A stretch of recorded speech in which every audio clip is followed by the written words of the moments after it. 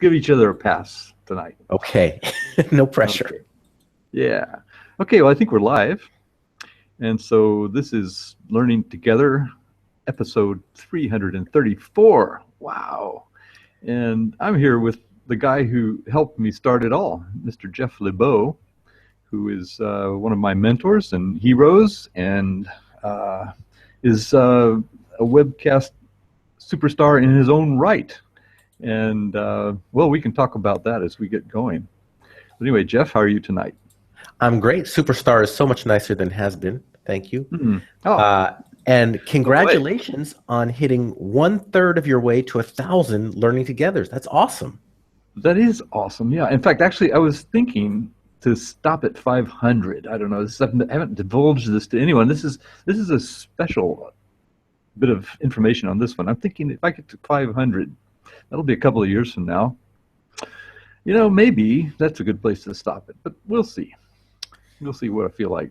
But why have you stopped? You were doing so well with World Bridges and EdTech Talk, and man, you were a fixture, you know, and you still are because you're doing Korea Bridges and getting students online. But in terms of webcasting, no. I mean, I used to webcast at least 2 or 3 times a week, and I haven't. This is my first webcast in months.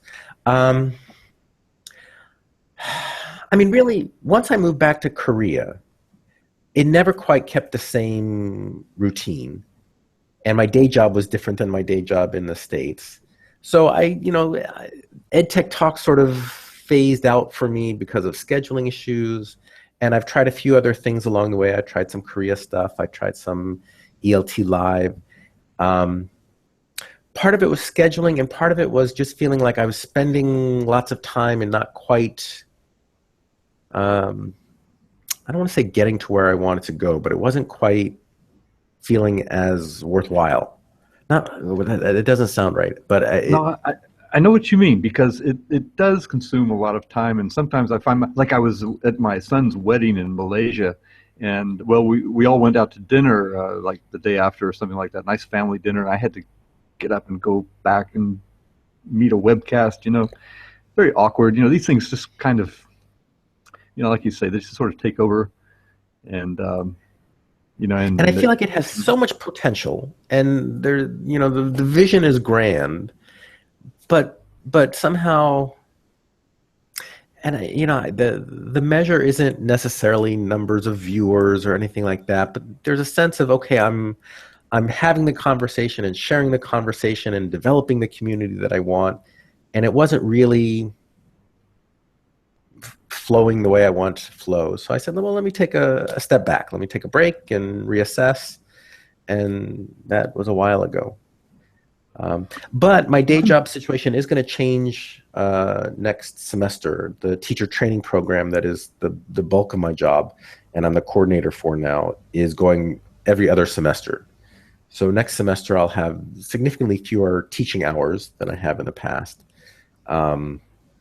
So that could be an opportunity. I've stopped making promises or plan, you know, actions, not words. And I feel like I don't want to say, okay, yes, I'm really going to do it next semester, because I've heard those words come out of my mouth too often. But you know, the vision and the desires are still there. Just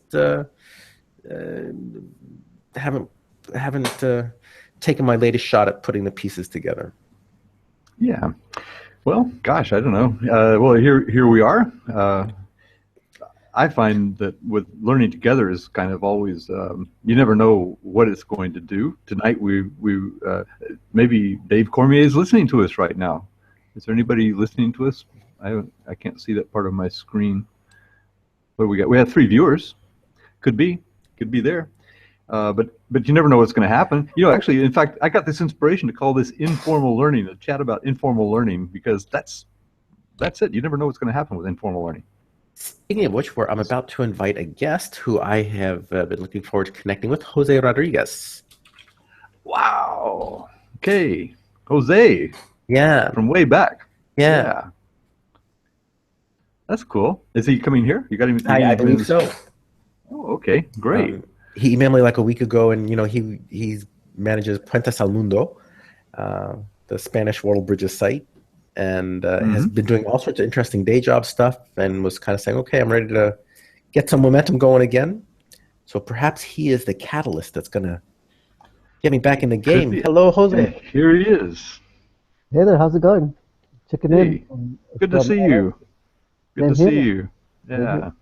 Hey, Vance and Jeff. It's still weird to see you without a mustache.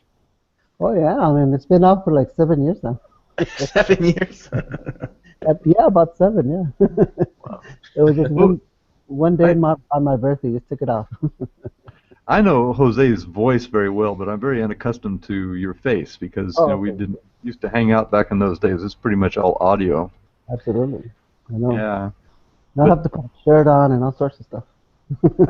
I think we met at Webheads in Action Online Convergence. Didn't you sort of get involved with the Webheads at that time and the webcasting? Well, when I was a webcast intern, the Webcast Academy, we in 2007, I think it was a 2007 convergence where I first came in one day. Yeah, we had them in 2000. Yeah, go ahead. I think you guys were doing some kind of video conference with was it George Seaman or Stephen Downs or someone? Stephen Downs. Yeah. And then I came in. Both of them. I came in and I was just kind of I was more listening in than anything. But it was cool. Yeah, but shortly after that, you started really helping me out, with some of the projects that I was doing, sort of the back-end webcasting, keeping that thing going. So I really appreciated that. That was there was one, I think I was in Egypt and having a lot of trouble with stuff on the ground, that you were back there just kind of keeping things rolling, which is really nice. So that back when you had to have someone webcasting, remember that? Oh yeah, we needed before Hangouts. Yeah, well, we needed both audios, the audio coming into your earpiece and the audio from the microphone. Virtual audio cables. Yeah, to put that into one stream, it wasn't that easy, but I learned from Jeff really well. Yeah, and Jeff was running the Webcast Academy, which was one of the most brilliant crowdsourced endeavors on the planet at the time. And those were days when everyone was teaching each other. And Peggy George is here. She's in the chat wing. And Peggy, nice to see you. Please join us if you wish. You can be part of our story. I have a question. So, Jose, I'm sorry it took me a while to get back to your email, but it sounds like the day job stuff has been awesome. Very interesting stuff going on. Well, it's been good. I mean, I've been this past year I was on special assignment, teacher on special assignment, and we call them TOSAs over here. And I was out of the classroom supporting one-to-one implementation of iPads. Unfortunately, our district was more into the logistics and that kind of stuff. They weren't really into the instruction. But I had fun being a coach. I was working with 3 schools. One of them was a school where I had been teaching for 9 years, and just getting the iPads into the classroom and doing some cool stuff with Google Apps for Education, and then in exploring just that whole change in environments. And so it was fun. I mean, and now at the end of this school year, we were just brought in one day and told, hey, we don't need you anymore. The iPads are at the schools, and you can go back to the classroom. And at first I was like, oh, I wanted to do it for a little while. It was really, I mean, it was very rewarding being in the class and going in and co-teaching lessons and doing all of that. But fortunately, I went to one interview to this, it's a pilot school in LA called the Ambassador School of Global Education, supported by the Asia Society. It's a network of schools in the U.S. and I'm not sure if other places, but basically the whole idea is to look at connecting globally and building that kind of a learning ecosystem with our students. And so I told them, hey, I've been doing this for the last 10 years. And they were pretty amazed. They were excited, and so I was offered a job and took it right away. And I haven't started yet. I still have a few more weeks with this responsibility, and then I'll go right in. I mean, we're actually going to Cleveland, Ohio at the end of the month to to the conference they do every year, to where other network schools come in. So it's exciting. You know, I'm looking forward to connecting and bringing them in with World Bridges kind of you know, network, and hopefully connecting with schools in other places. I mean, I kind of do that on my own, anyways. I kind of tell them, you know, you talk about informal learning today. I said I've been in the internet wild west for a long time, you know, and I'm willing to come in and share a little bit, and but also I'm looking forward to any kind of supports they have or structures to kind of come into a network, a community. So yeah, it should be pretty fun. I'm curious on your take. I've seen a couple of articles in recent weeks saying to the effect that iPads really aren't the way to go in the classroom, and that students really want their laptops, not iPads. After a year of working with iPads, what do you think? I think you're right. No, you know what? I'll take it back. It's I heard I heard a couple of things recently with there's a podcast called Beyond the Hour of Code. His name is Sam Patterson, and he's been talking about that. It's we talk about the tool. It is about the tool. It is about the tool. It's not necessarily the pedagogy and stuff like that.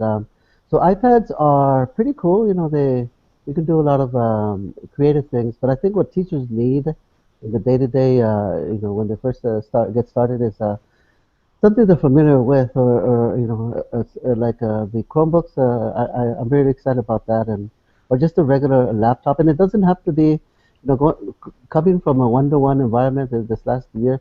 I think it doesn't have to be one-to-one. I think you can do a lot with shared devices, or you can do a lot with a few. You know, so I think teachers get overwhelmed when they have that responsibility of having those devices in their classes every single day. And so coming from there, my 2 cents would be that you know, if you have something like this, I have a laptop today, and with now with Google Apps, so you know, I'm not a big Google fan either, but just with the internet interface, you can do a lot. I mean, my first experience with the iPads was 4 months in the classroom, and we didn't have access to the apps. They were kind of locked. So we couldn't download any apps. You know, we could only use what was there.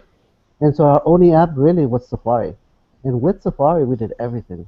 Everything we needed. Huh. Everything we needed to do, the collaboration with the blogging, you know, the Google Docs, or anything else we needed to do was available through just one app. And so I think the teachers get you know, overwhelmed with the apps. And so yeah, that would be kind of my take on that. Yeah. Now I'm finding that things like Google Sites are changing to, you know, on the PC. Lots of sites are sort of making themselves more compatible with tablet devices, and you know, like so that you get some of the functionality is disappearing, or harder to find anyway. Functionality of the website itself?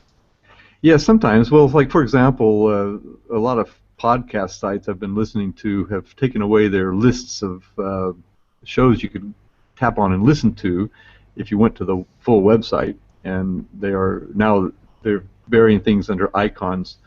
But also, Google sites are changing. That is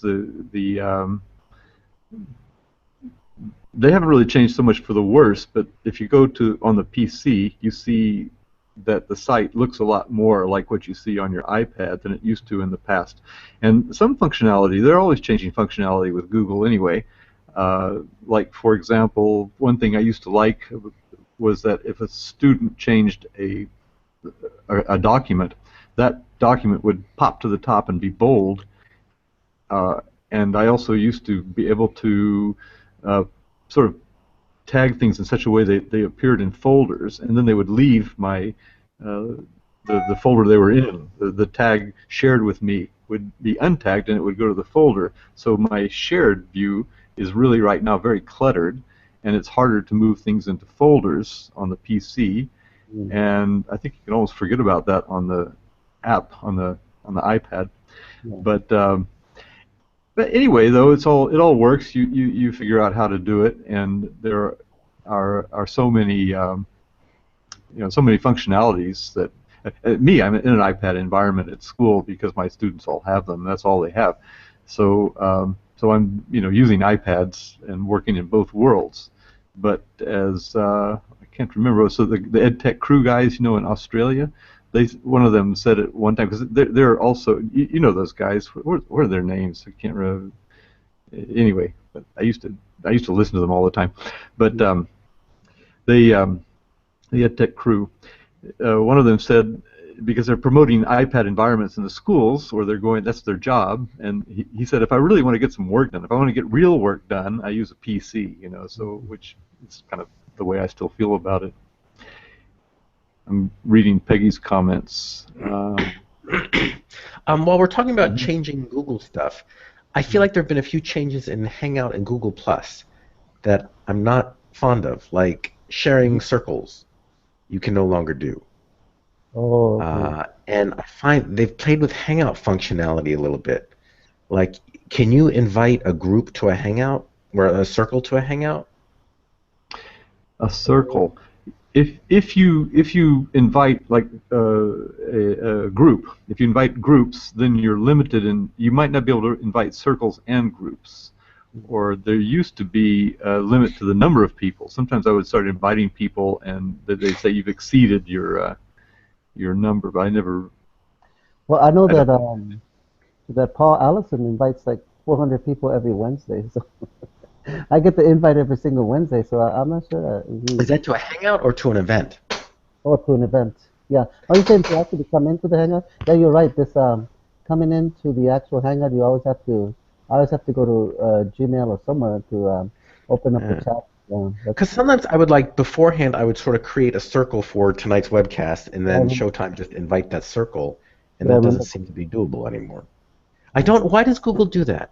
Like it was working fine. Why Google? Why?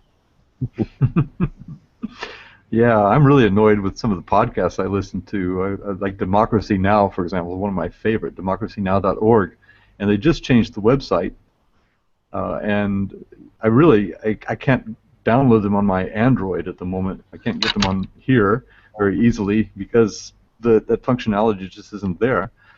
Even when I go to the it's not even on the PC view, So you have to cherry pick shows. You can't just download whole things that used to be there. So what do you use for your Android podcatcher? That's an old boy. That's a word from last decade. Podcatcher. Yeah, I don't know exactly. What I've been doing is I just go and find things I want to listen to. I click on listen. It downloads. It's ES File Explorer. I think that's what it's called. ES File Explorer. You can use. I try to use Skitcher to subscribe to podcasts. Skitcher, yeah. Can you listen offline?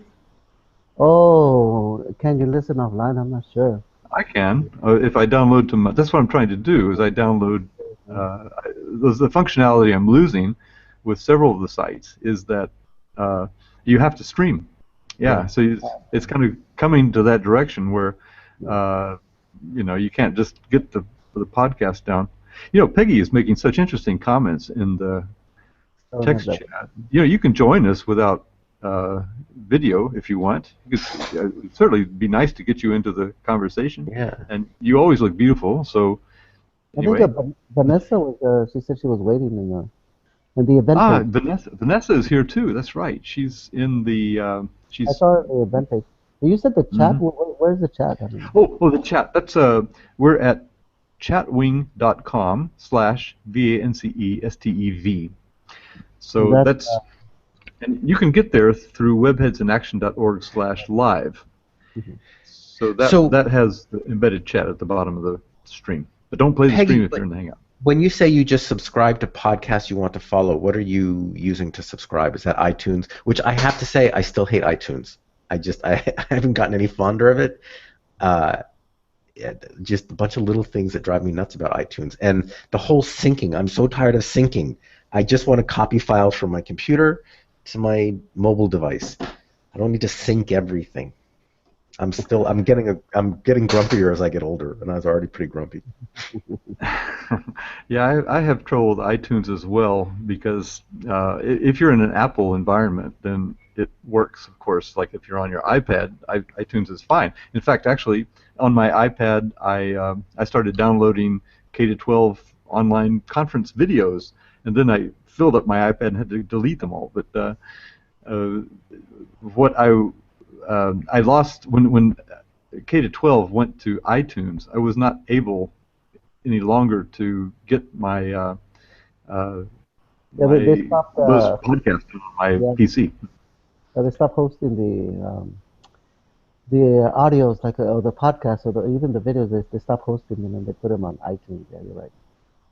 But I do like that, like Jeff was saying, I do like being able to just get the actual file from a website like we used to have on EdTech Talk and just download the MP3. And that, like you said, is not as available. Usually where you go to a website, it'll be streamed. I think maybe through, I see a lot of like SoundCloud on different websites, or I see, is it Spreaker also? And Yes, so Spreaker. Spreaker, yeah. And those tend to be like streaming. They don't have a download. And I do like having control over what I can have on the device and just download it as a. And you're right, iTunes is pretty annoying, even though that's the one I use the most. And Yeah, like the podcast app is not bad on my iPad. For my Android, I like Podcast Addict. Just very basic. There's a few things that annoy me about that too, but simple subscribe and download, and you can listen offline. So, okay. going back to the classroom with my students, the our school got a couple of cows. You know what cows are, right? No. Yes, computers on wheels. Oh. We got a couple of cows and with Chromebooks. And what I heard just recently, like in the last 2 weeks, is that uh, Chromebooks are now you're going to be able to have access to anything on Google Play or Android apps. So Android apps are going to be available on Chromebooks. So I'm looking forward to that. So that with stuff like this, if you have a podcast catcher that's on Google Play, you can have it on your Chromebook. And so yeah.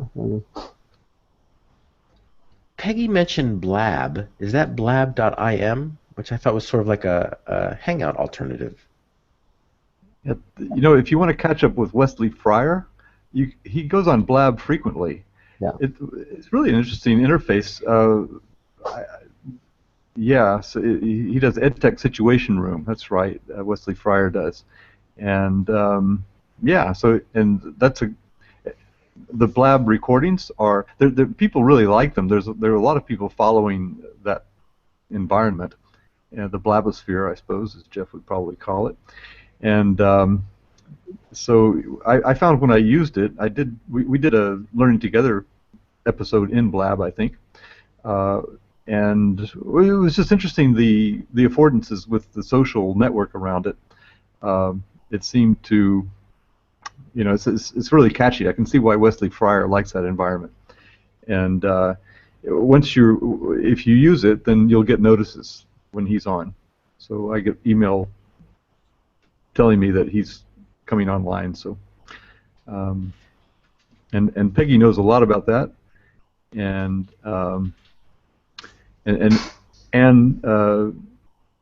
Elizabeth Ann is with us from Grenoble. She's in the chat wing, and a lot of people are making comments there. If you want to find the comments, you can either go to webheadsinAction.org/live and go to the chat wing down there, or you can go directly to chatwing.com/VANCESTEV. And I see Jose has logged in as Kids Radio LA. What should we know about Kids Radio? Well, that's my new brand. We haven't actually started. That's my new brand for the new school. He's like, we're going to start a kids podcast, or I guess I saw it's a KidCast. We're going to start a KidCast, and I'm looking forward to that. Actually, on the same site, there's 6 schools. Six schools on the same site, and one of them produces at the high school. They produce a podcast that's pretty cool, and I'm trying to get those students to be part of this also, like mentors. They're actually going to be on Youth Voices this next Wednesday. They're going to be on with Karen and with Paul, talking about immigration, and so it'll be pretty fun. Excellent. The kids radio are coming to you to network to our network soon. What's the domain or the Uh, URL? well, no, we don't have any yet. I just took that brand really on Twitter. I just took it off Twitter. Kids Radio LA. Elizabeth Ann has joined us. She's the fourth people to join our Hangout, so that means we have room for 6 more. So, anybody in the text chat? And Elizabeth, you said you mentioned Blag is a Twitter linked chat for 4. Did you mean Blab, or is there something called Blag? I hear some birds. There's some here. I don't see one of them. I got a cat here. He's not sounding very alarmed. Maybe I could give him the earphones. No, she's muted. Okay. No, so. no. Okay, it was obviously a spelling mistake. I was saying blab is you have to have a Twitter account. It works with Twitter. Okay. All right. Well, glad to have you here to clarify. How are you? How's Grenoble? Yeah, I'm fine. I'm really sorry to arrive late because it is a subject of great interest. So I'll just listen in, ready to chat. Yeah, I guess the subject is informal learning, which is what we're doing. We're the models of informal learning, Jeff and Jose and Elizabeth, and myself possibly.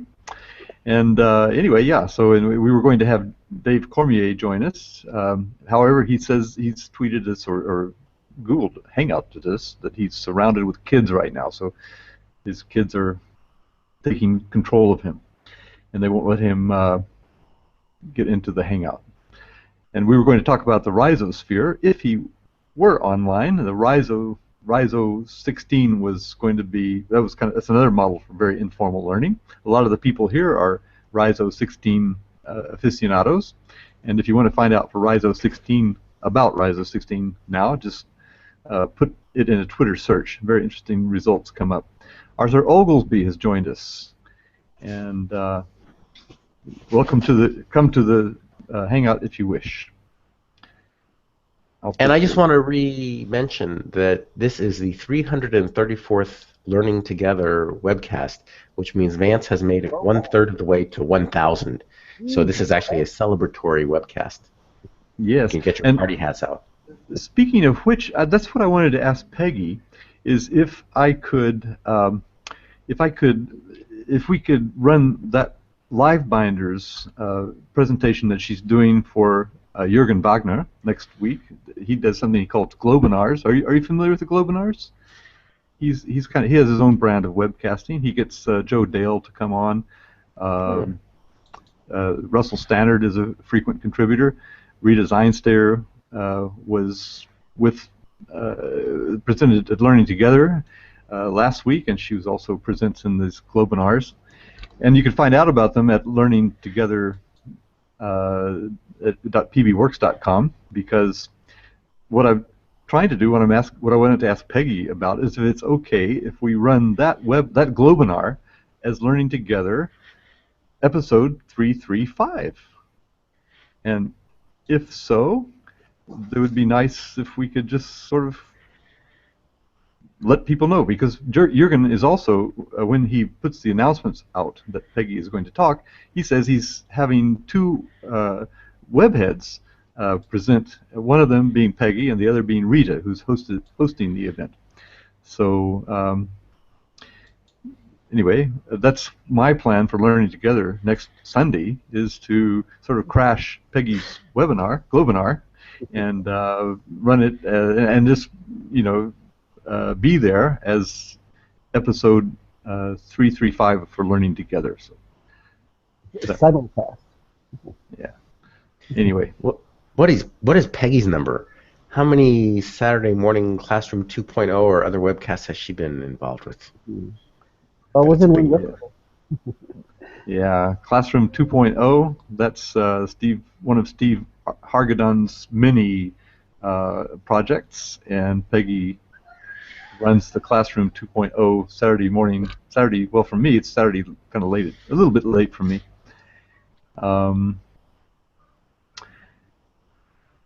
Yes. Okay.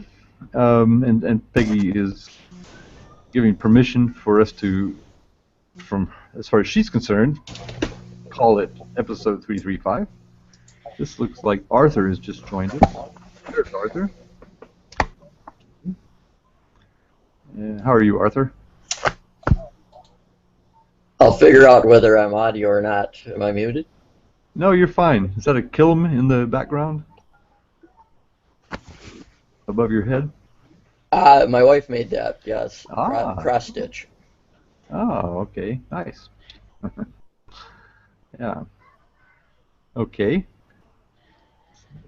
So let's see. Well, and many Arthur has come here through interest in Rhizo 16, and I think actually he started hanging out with us as one of the little offshoots of that. As Dave Cormier says, you know, that when you're in a MOOC, you cope with a MOOC. What are the steps? Let's see. You declare, and then you. What's the next step? You can't remember it. I pattern all my MOOCs on this, but anyway, the third you network, and then you cluster, and after that you focus. So, anybody remember what the second step is for coping with a MOOC? Orient. Orient. Thank you. Yes. So it was during a cluster stage that Arthur started hanging out with us in one of the Rhizo16. So this is that stage where everybody is, you're a combination of very confused about what's going on, but also you're moving toward focus. You're meeting some people in the mix that you're relating to, and I guess that's how we met Arthur.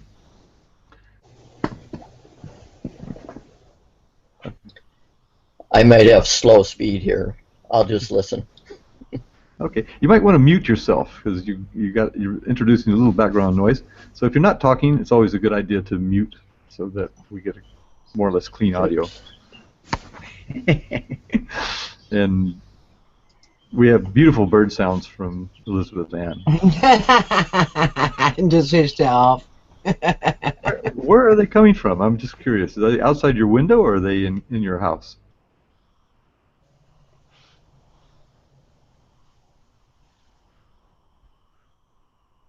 And there we go. Oh. Oh. Oh, okay, I did it. No, you double click to unmute the microphone. It's getting me a bit lost. Yes, the window is wide open, and they're just outside. It starts off with, yes, it's very nice. I tell you what, though, when you were saying how many has Peggy done, I thought of her beautiful organization of keeping it, and she's just sent us the link to that what was he called, the Wesley someone that I didn't know, on Blab. Yeah. No. No, where you were speaking about him doing Wes Fryer. Wesley Fryer, huh? Yeah. He too has like you're learning together. I think these sort of regular things, they work with some kind of anchor point. You have your Learning Together blog. Peggy has her live blinder with everything in it, and now she's told us that Wesley has I just saw it looked very interesting, this summary of Wesley Fryer's podcasts on Blab. Okay, see, I just put it in the chat. Oh, good. Okay. It's in the other thing. Mm-hmm. Well, we're going to find out more about Peggy's live binders next Monday when she does her Globinar, and we're going to tune in as episode 335 of Learning Together. Just sit back and listen. And but she's talked about live binders quite a lot. Actually, I haven't used live binders yet, but I've always been, everything that Peggy does kind of goes into live binders. So like you said, that's her anchor. So it's, you see, I might help Arthur by trying to mute him. I'm going to mute you, Arthur. There you go. Nope. Yes, I've managed it. I muted you. If you need to unmute, just click on the little red thing at the top, the red microphone, and you'll unmute. You can talk to us. So we have 5 people here in the Hangout now. There's room for more. And we're talking about informal learning and listening to Elizabeth Ann's birds. And catching up with Jeff Lebow, who has just stepped in for the cold after a little hiatus. We were talking about it earlier. So I think I suggested that we might talk about the future.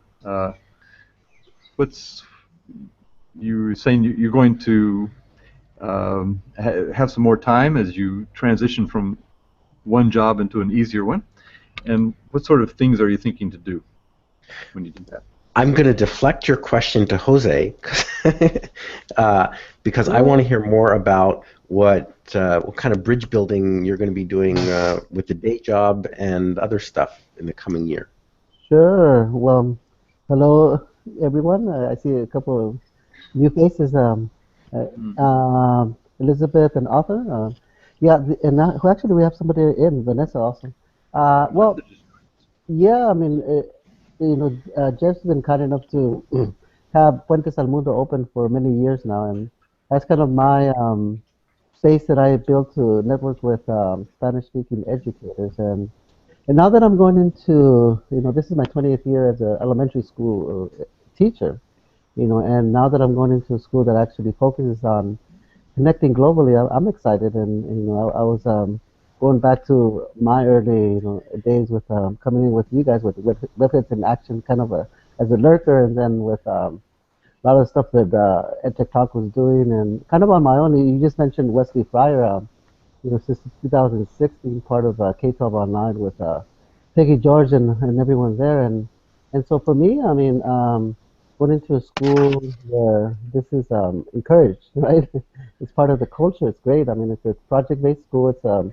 They have dual language with Korean and with Mandarin, and they have dual language with Spanish. There's a Spanish group of kids. I'm one of the educators for that, and so they do have a lot of things already going. So I'm there also to learn a lot, but at the same time, I want to take full advantage of my network here with you guys and start connecting my school and my network of schools with this global audience. And I've been part of actually something else called the Global Read Aloud that I do every fall with Penelope, Pep, I think her name is, Penelope, and she was out of Wisconsin, I think, and she's been doing the Global Read Aloud every fall for the last like 5 or 6 years, and connecting classrooms all over the world. And the platform there seems to be Edmodo, like a teacher professional groups at Edmodo, and so I mean that's what that's where I'm at right now, and I'm super excited. I mean, actually, I only went to the interview a couple weeks ago, and I actually haven't started. I went in the last week to meet my students because they're a small group, so I went in and they were excited too. I just said hi, and so looking to do a few interesting things in the next. As Jeff deflected the question to me, but the future of World Bridges, I think that's what I want to be a part of, or this whole networking and learning from each other. You're learning together. We're here this morning, right, and doing all this informal learning, and sometimes one of the big things when you look at systems, in my city, it's it's a 1,000 schools. It's a huge system with if you count the adult school students, it's about 1 million students, and it's just incredible. And sometimes they're looking at what credentials do you have, right? And they're looking at university and that kind of stuff. And so I think a lot of us that have been active on the internet, we have a lot of credentials that are very. I think that they're as effective or more than any kind of university kind of degree or advanced degree. I mean, being on the internet and just actually doing the stuff and being part of the early adopters has a lot to speak for itself. That's where I'm at, and so I'm looking forward to a lot of learning this next school year with my kiddos, and then with my schools, and just jumping into the action. Yeah, and for anybody who didn't catch it, Puertos del Mundo is world bridges in Spanish, and that's where Jeff has sort of set up lots of spaces for the network that Jose was just talking about. And for example, I use webheadsinAction.org/live to keep my connection with World Bridges, because Jeff took out that domain for us some time ago. And it's sometimes maybe not the most convenient thing, but it's certainly the most, it makes me feel best, because it keeps, I really like to keep that World Bridges connection going and to be a part of the World Bridges network. And of course, Jeff, by taking out a domain of Webheads, he returned the favor long ago and made himself part of the Webheads network, which I suppose if you're here, you are a Webhead, believe it or not. And Peggy seemed to express some doubt, but you know, I used to say that a Webhead is, you know, it's like a hippie, because it used to be, for those of you who were alive and kicking in the 60s, that when you went into a crowded space, you could always spot the hippie in the crowd, you know. So his eyes just twinkled, and that's what Webheads are. Webheads are some of many eyes that twinkle from many networks that are going strong these days. So Vanessa, we haven't heard from you. I was going to say, speaking of twinkling eyes. Yeah. Mm-hmm. Oh, you're muted, Vanessa. Yeah, no, I'm unmuted now. Yes.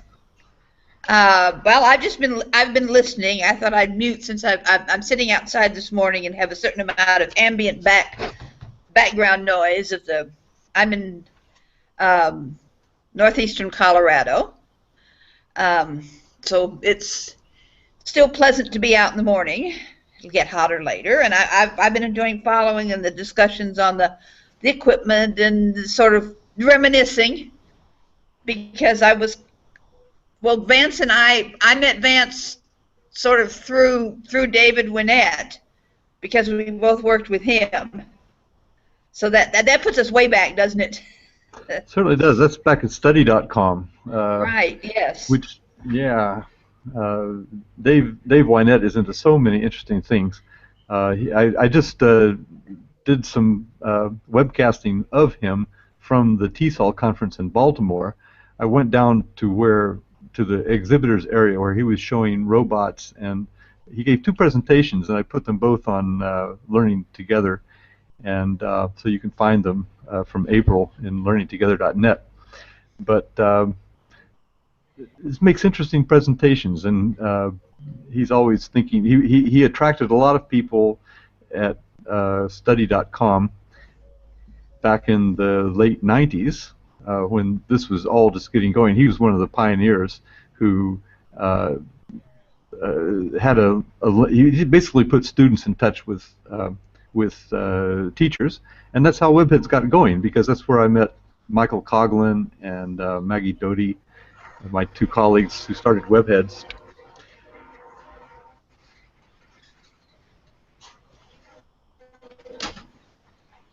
And I think I'm trying to think at what point I remember from that EduMOOC where he was running the pirate radio station, and I nicknamed him Wolfman Jeff.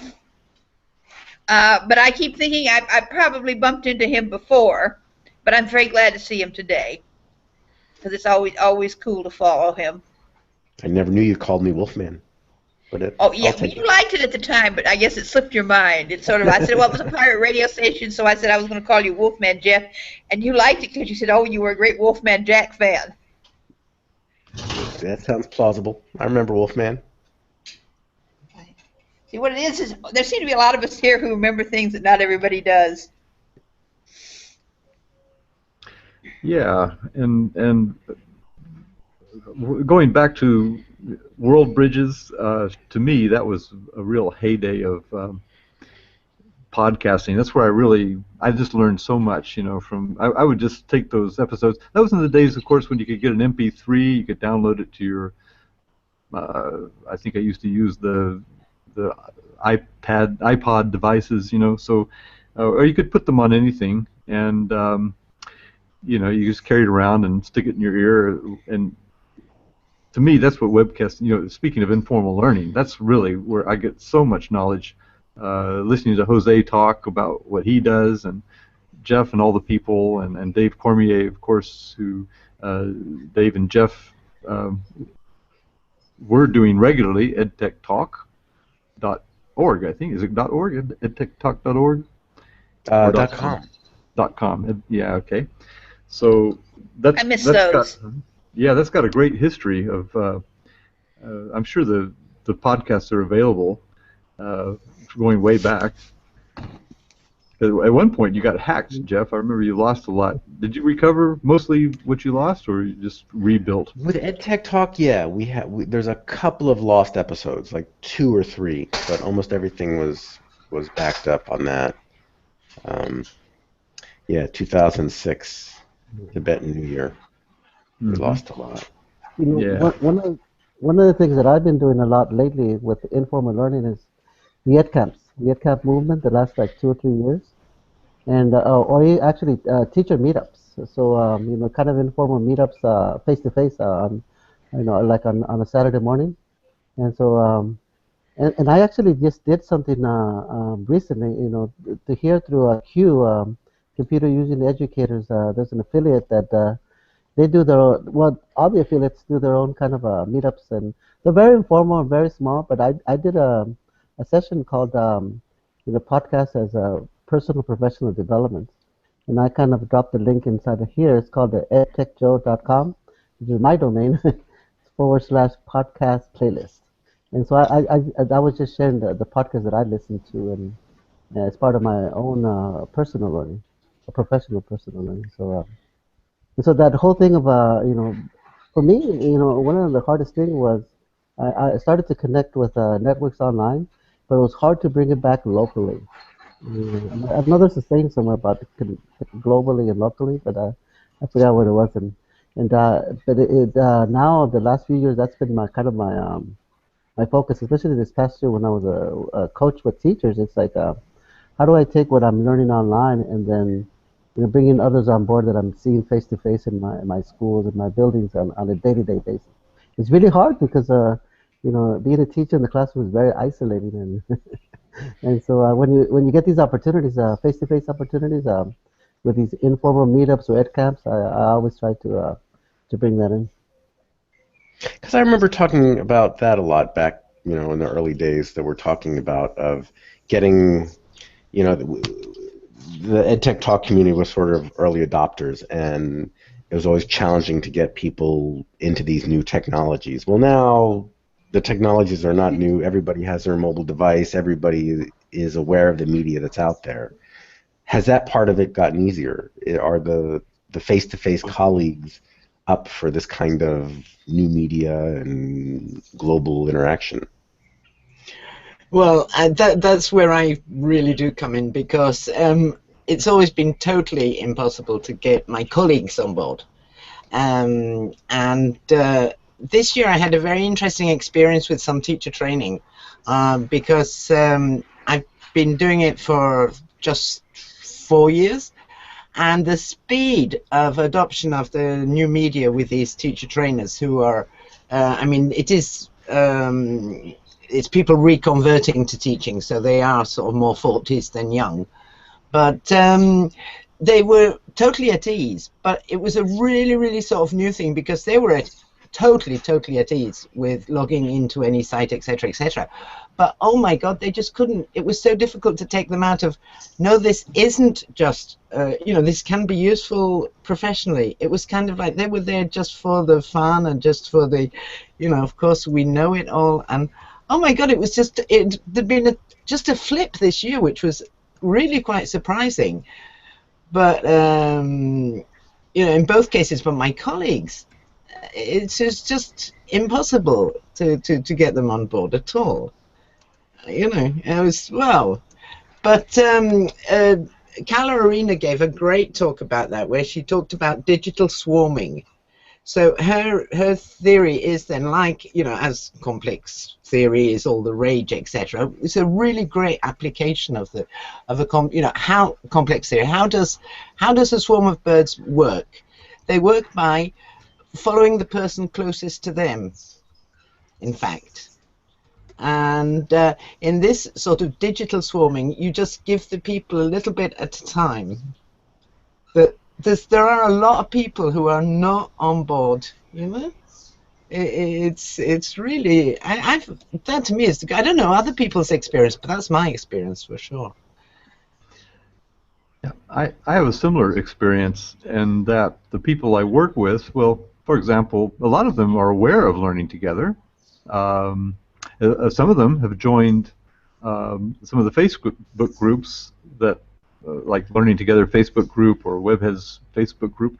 So I see their pictures in the mix, but they don't actually come on and do it. You know, even there's a professional group, TESOL Arabia here in UAE, and I'm very. What I've been doing is I've been posting Learning Together events at their ning, and Vanessa, could you mute? You've got a very loud bird nearby. Just when you're All not right, we'll talking. do. Yeah, just a minute, we'll do. It sounds beautiful, but I'm just afraid. It's actually a wind spinner. Ah, okay. It's a beautiful bird, but I'm not sure if it's going to interfere with the audio.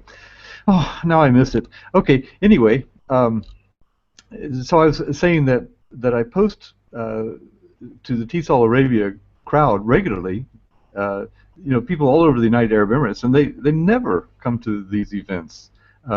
Sometimes there's Jim Buckingham, one of the people there. He sometimes participates, but in general, my colleagues don't really tune in or participate. If I post links to interesting things that are going on that any of you are doing, they don't show up, or they don't really express any interest. Sometimes they might say, "Oh yeah, we appreciate that," but you know, but so my colleagues are the people in this room. This is you know, this is the people that you sort of feel like you really relate to, and I think a lot of us, that's not a unique experience at all, that the people you actually work with are sometimes not on, you know, you obviously work with them well face to face and do whatever you do well, but as far as, you know, really the things that Jose is going to do at this new school, the new job, connecting with the outside world, that is lacking, and it's unique, I think, for people to be in workplaces to be doing that. I think Jeff is about, yeah. Mm-hmm. I'm interested in, I'm sorry, Jose, do you want to go? No, go ahead. I want to hear more about the digital swarming and how that relates to getting people involved. Like, I like that metaphor a lot. So what does Carla say about, like, how you get the faculty swarm to head where you want them to head? That's the whole thing, is that it is just little by little that you can't you know, you can't hope to sort of if you go in trying to say, look, wow, you know, you've got to get here, it's great, look at all of these people, look at what we're doing, it's just an immediate switch off. Whereas you know, her example is just a little help. You know, yes, you can do this Google Docs, a little help. It's not really into building a PLN. In fact, even it's just getting them on, because I'd be getting them on board with all of the different tools. You know, Bitly, you can get the, or any URL shortener, this kind of thing.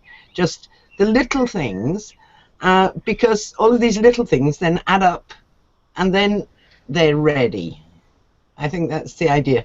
It is this idea of just a little bit of a time is the key. Is what she was explaining. Then okay, yeah. I think that's all I can say. It was she was very interesting when she spoke about it. And I like that you have birds in the background as you discuss this one. If they'd like to weigh in, please invite them.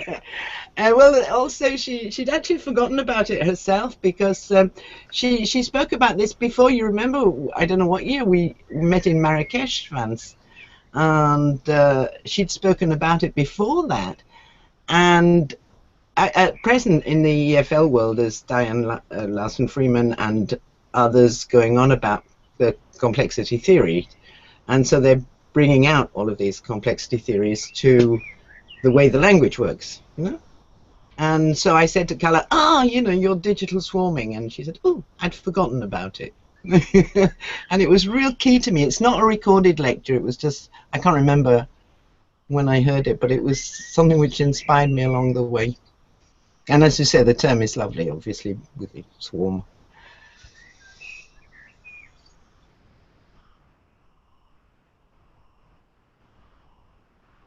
Yeah, I guess another metaphor that, in a way, sort of brought us to that was going to be the basis for this program is the Rhizo one, which I think is really interesting. I'd really like to mention it before we leave off here. But what I really find very interesting about that, in a sense, it's something characteristic of webheads and also world bridges, because these are projects that got started, and the really nice thing about them is that they carry on without the person who started them necessarily being there. You know, so for example, Jeff started World Bridges, and all these little offshoots, Puerto del Mundo, just sort of came about. Webcast Academy went on without his having to have his fingers in the pie. Everybody else was creating the materials.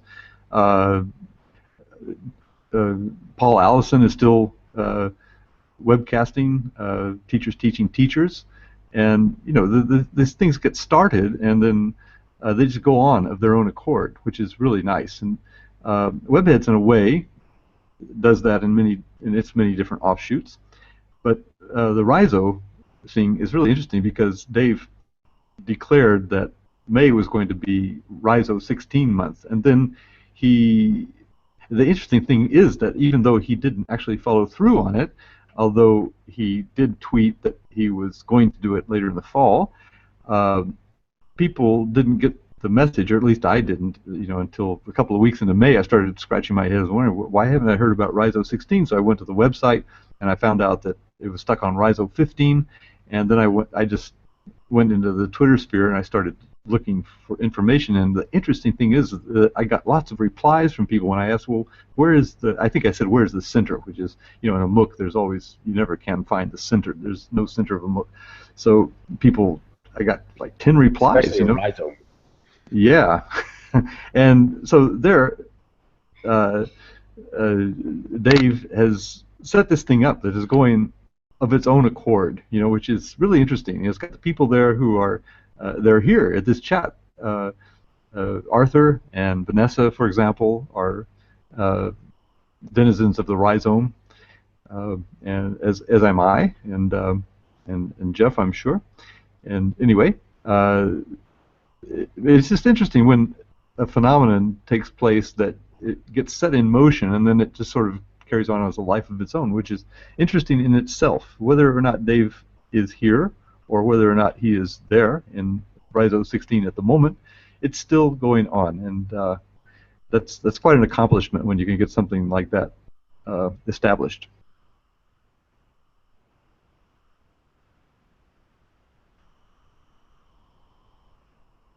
You know, if you follow the Rhizo, I think the center would be the Twitter Rhizo hashtag. Yeah, that's where I found it to be. Of course, it would be a different center for different people. I just got a note that said I muted Arthur, but I didn't mute Arthur. He must have muted himself. Yes, denizens of the rhizome. Mm-hmm. Yes, I'm learning how to run this thing. I never knew how to mute. Learn by doing. Yes, of course. And it's an informal atmosphere. This is you know, where learning takes place best. Every time I think of informal learning, I think of Jay Cross.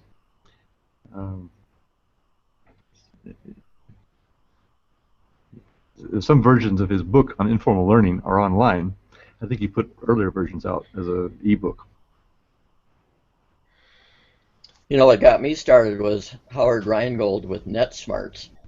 In 2012, I was trying to pick up some digital literacies, and somebody says, read his book, and he says, well, whatever you want to do, find a community of people that are doing that and join them. So that's when I joined Old SMOOC, OLD, Open Learning Design, and I says, well, my goal, my declaration is to design some sort of environment where people could practice digital literacy skills. And then that led me to Rhizo14, Rhizo15, Connected Learning MOOCs, and you and all the other people here that I've been coming across just with that start.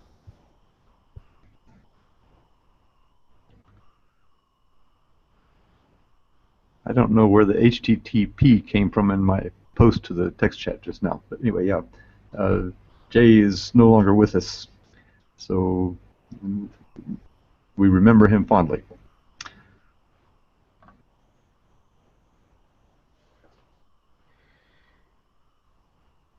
So Jose, we're coming to the... I feel like Jose had something that I interrupted him on. Did you have a thought to share? Well, no, I was just gonna, kind of, add to the conversation regarding our colleagues locally. I mean, this year I was working with like 100 teachers, and yeah, I mean just the day-to-day kind of responsibilities, and it's hard to look at something outside of your school, or even something connections outside your classroom, and so I felt that was my role, coming in and trying to connect. And sometimes it was just locally. I mean, I would go to an ed camp. Peggy mentioned that I would go to an ed camp, and then I met like an educator from a neighboring city. Like for example, Leticia Citizen is a teacher also here in Pasadena, in Southern California. And so we saw each other at an ed camp, and during that same week, we connected 2 classrooms. Her classroom, and then I connected one of the classrooms in one of my schools, and it was just across the city. I mean, it wasn't even that far, They could actually meet each other in person, but it just that whole idea of being able to connect with others and it's something that I hope to do more of as I go into my new teacher situation, coming in as a teacher and also as a coach to those educators at my own school, and saying, hey, you are part of a network, but there is a lot more than that network. There's a lot more, and sometimes you can connect with people just really close by, or even with each other, like from one building to the other, and through things like blogging and taking advantage of all these events that happen throughout the year. The school that I'm working at, that I'm going to work at, part of the curriculum is project-based learning, and so they actually dedicate a certain percentage of the week just to project-based learning, and so the teachers develop projects, but you don't have to develop a lot. There's so much stuff out there. Just getting involved, I think, and so that was my comment. Just adding to what you guys were saying regarding how hard it is to get others on board in our face-to-face environments. I mean, the Electronic Village Online, I come back to it every single year, and one of the things I did recently is that I had a meetup at EdSurge. There's a lot of summits where they take edtech companies and they go into the cities, and with one of them I was talking to some university professors here at USC in Southern California, in LA, and I said, hey, you guys know they're ESL teachers, and I go, you guys know about Electronic Village Online? They're super cool. They got these people called webheads. And so they were excited. They do the whole TESOL in Southern California. And so I feel that sometimes my role is that. Just putting that idea out to someone, and if they jump on it, great. And if they need any help, just being available, right? And I even told them, hey, let's do something together. Let's put a course together in for the next EVO session. And they were on board. Yeah, let's do it. So that's what it's about, I think. It's trying to do it one person at a time, one educator at a time. Hey, keep that up, huh? Because every year I help with the EVO, and every year I say, oh my God, it can't happen again. And then, whoops, out come these groups. It's just so absolutely fabulous. I can't believe, every year I can't believe it. And Vance was speaking earlier about people creating stuff that others kind of take the lead with. And I know Vance is still involved, but boy, you have caused a lot of people to spend a lot of time with EVO, very positively so. But talk about touching a lot of lives. That you've planted a lot of seeds and a lot of stuff has blossomed. What I found exceptional about EVO, as I said recently on our internal chats, so that because I work in a university, so like it was really difficult. That's why I'm often very hesitant, because it was very, very difficult. I mean, you don't say anything without all the appropriate references, etc., etc. And one year we had a group who came to lead a thing, and they were actually leading. I mean, the story was they were actually doing a group on vocabulary learning. And when you start talking to them, they never even heard of concordances. And so I'm sort of going, oh my God, you can't possibly lead a group on vocabulary learning with no knowledge of concordances. And Vance says, hey man, it's really great of them to put themselves in the front line. Someone will join who'll teach them about it. Wow. Because it does have that structure. I mean, it's not, we're calling it a MOOC now, but it wasn't. We were saying, yeah, they're not courses, but it wasn't really, it's not really a MOOC. I mean, it has a more guided than a MOOC, isn't it? Don't you think? Yeah. This thing. First of all, I don't know if I can take credit for EVO, because it has a lot of webheads in it, but webheads certainly didn't start it. It's a CalIS thing, but it doesn't really matter. Like you said, the things that we're learning from each other are that, first of all, you don't need to be an expert to. I could say teach, but it's not really teaching. You don't need to be an expert to facilitate learning, and you can also learn from your students. And we're learning this from each other all the time. We're making connections. As Jeff just mentioned, a lot of people have been touched. A lot of people remarked to us how their life changed, when they got into these networks, whatever network it was. And can you imagine what it's doing for our students? This is what just looking at what it's done for the teachers, and we should be models for the students. But it's also, the point has been made that teachers who learn in this way will also be more prone to teach in that way to their students, which is where Jose is right now. He's got a position now of where he's really well positioned to get students into this modality of connecting with each other. And the story you just told about the 2 classrooms from the Ed Camp, that's, think of what change that might have made in those lives. And that's probably why why this is becoming so second nature these days. Is because these people are growing up and they're becoming us, and that people don't swarm to webcamps anymore. Sorry, to webinars, because it happens all the time. But still, you put people in touch with each other. Learning takes place. We become more than the sum of our parts, and all of us are part of that. Well, you talked about the example with students. Absolutely. I mean, I was able to go in. We did a Padlet wall. When we did a Padlet wall, we had some, a few questions for students, and it was very organic. The kids were interacting with each other in a very fast way, and so they're used to it. And they had Chromebooks, we had iPads, and but even with that, lacking the tools and all that, it's the human connections that count. We had a shared experience with these 2 teachers, her and I, and we wanted to bring it back to our students, and now we affected another 60 lives, like within a few days. So, and yeah, and there'll be new opportunities for that kind of learning for them, and then if you get a few teachers on board, right?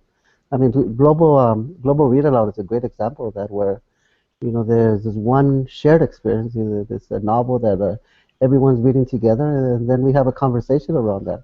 And through all sorts of tools like Skype, and through blogs, and through, there's so much creativity that goes on every single year regarding how to connect, and and then a lot of new people always jump in. I mean, through the Edmodo groups and the teacher groups, in Edmodo there's always new people, and and they're very overwhelmed. And I come in and I just say, hey, you can reach out to me, you don't. And I tell them you don't have to connect with everybody, and you just find one or two people that one or two classrooms that that you can start an activity with, and then take it from there. And the kids, the kids love it. I mean, I've done Global Read Aloud a few years with my fifth graders, and they love that whole connecting part.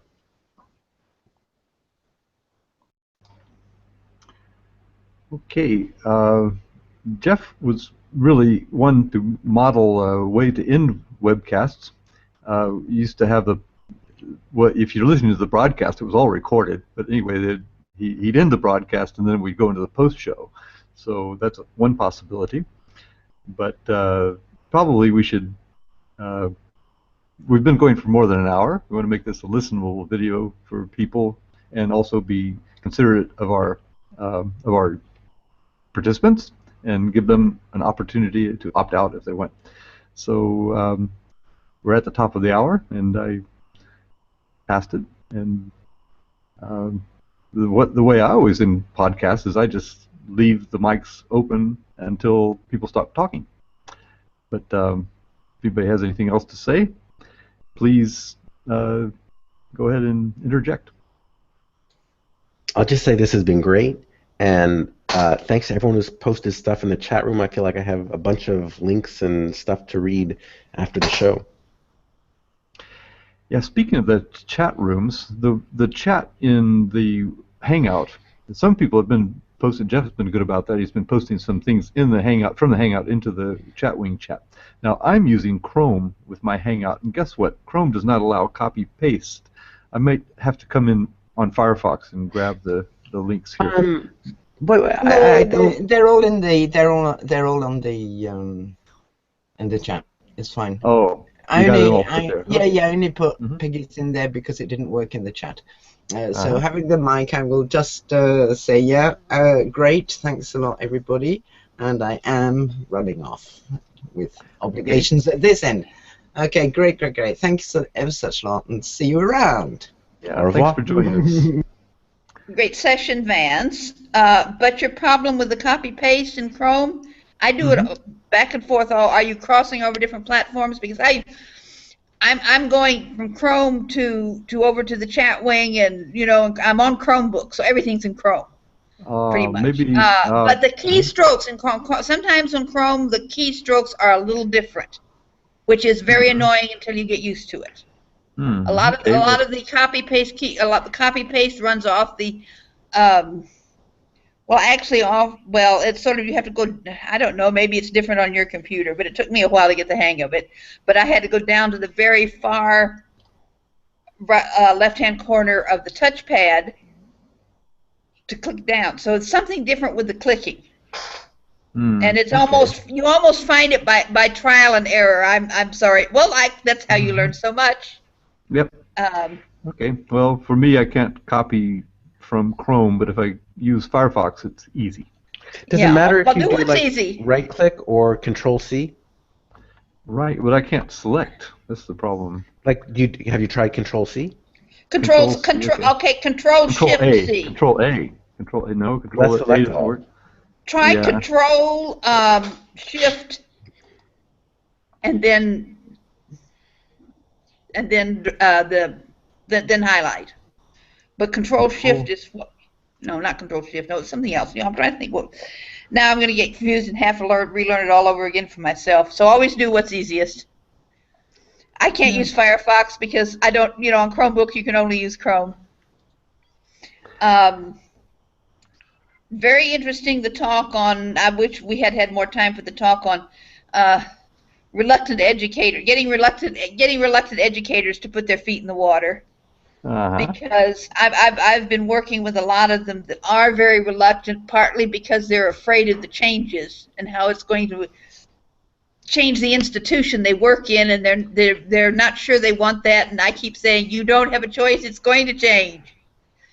Deal with it. Yeah, and they're changing too, probably. They're changing, but it's slow, and it's like pulling teeth, I think, is the expression I keep thinking of.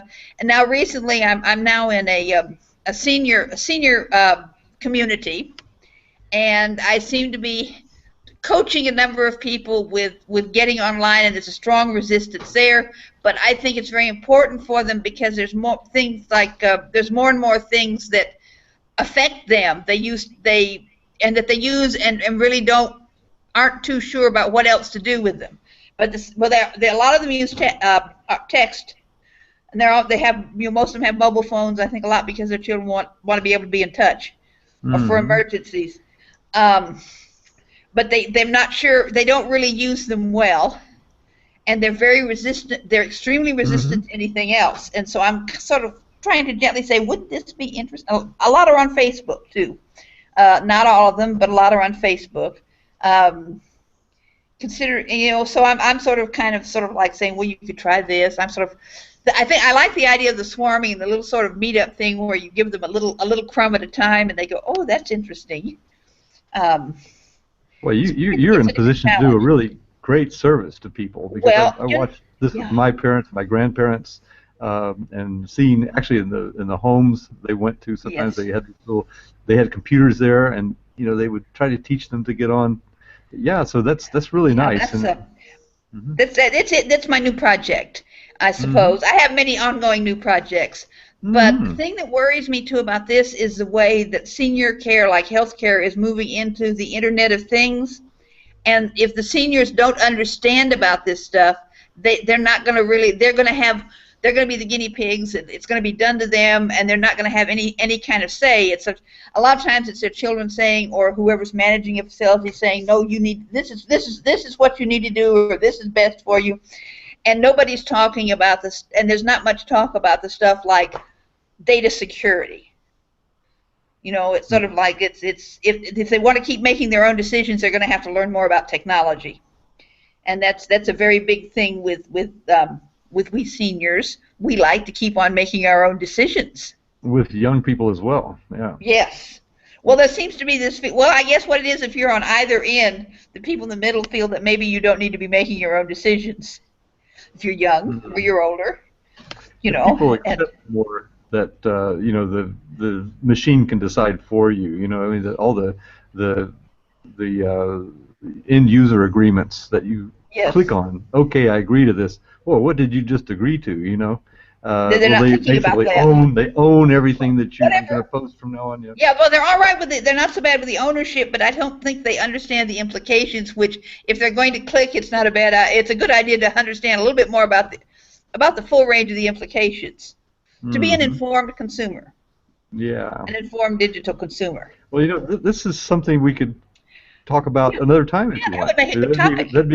That would make a great learning together session. Yeah. Okay. Get you on with some of your some people you are able to to bring into the chat possibly. Well, I tell you what, they're still all a long ways from being in a Google Hangout.